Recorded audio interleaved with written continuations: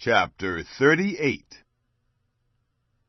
Shephatiah the son of Mattan, and Gedaliah the son of Pashur, and Jucal the son of Shelemiah, and Pashur the son of Malchijah, heard the words that Jeremiah spoke to all the people, saying, Yahweh says, He who remains in this city will die by the sword, by the famine, and by the pestilence.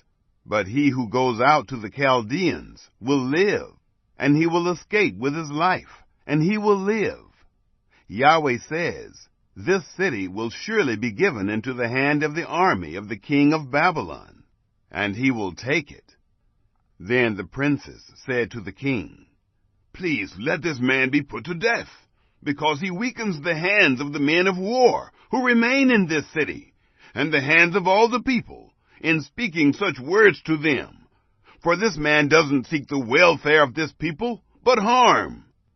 Zedekiah the king said, Behold, he is in your hand, for the king can't do anything to oppose you. Then they took Jeremiah and threw him into the dungeon of Malchijah the king's son, that was in the court of the guard. They let down Jeremiah with cords. In the dungeon there was no water, but mire, and Jeremiah sank in the mire. Now when Ebed-Melech, the Ethiopian, a eunuch, who was in the king's house, heard that they had put Jeremiah in the dungeon, the king was then sitting in Benjamin's gate. Ebed-Melech went out of the king's house and spoke to the king, saying, My lord the king, these men have done evil in all that they have done to Jeremiah the prophet, whom they have cast into the dungeon. He is likely to die in the place where he is, because of the famine, for there is no more bread in the city.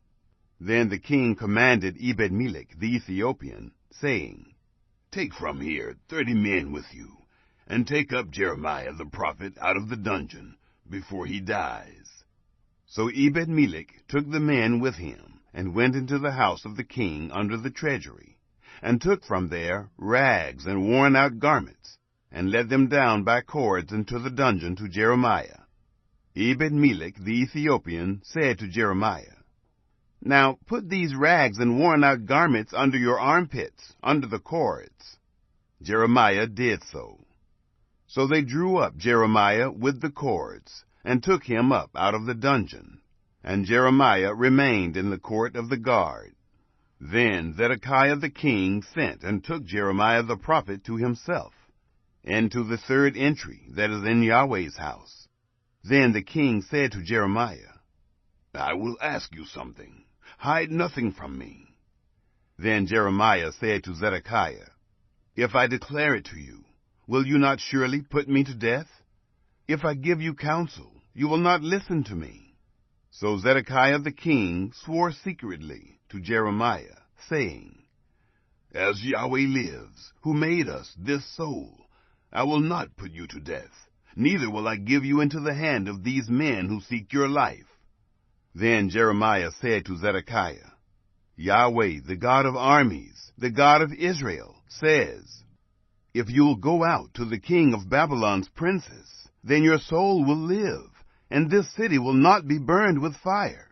You will live along with your house. But if you will not go out to the king of Babylon's princes, then this city will be given into the hand of the Chaldeans, and they will burn it with fire, and you won't escape out of their hand. Zedekiah the king said to Jeremiah, I am afraid of the Jews who have defected to the Chaldeans, lest they deliver me into their hand, and they mock me. But Jeremiah said, They won't deliver you. Obey, I beg you, Yahweh's voice, in that which I speak to you. So it will be well with you, and your soul will live. But if you refuse to go out, this is the word that Yahweh has shown me. Behold, all the women who are left in the king of Judah's house will be brought out to the king of Babylon's princes. And those women will say, Your familiar friends have turned on you, and have prevailed over you. Your feet are sunk in the mire. They have turned away from you. They will bring out all your wives and your children to the Chaldeans. You won't escape out of their hand, but will be taken by the hand of the king of Babylon. You will cause this city to be burned with fire." Then Zedekiah said to Jeremiah, "Let no man know of these words, and you won't die.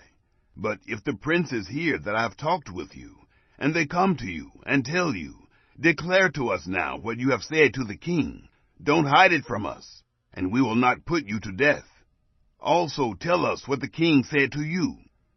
Then you shall tell them, 'I presented my supplication before the king, that he would not cause me to return to Jonathan's house, to die there.'" Then all the princes came to Jeremiah and asked him, and he told them according to all these words that the king had commanded.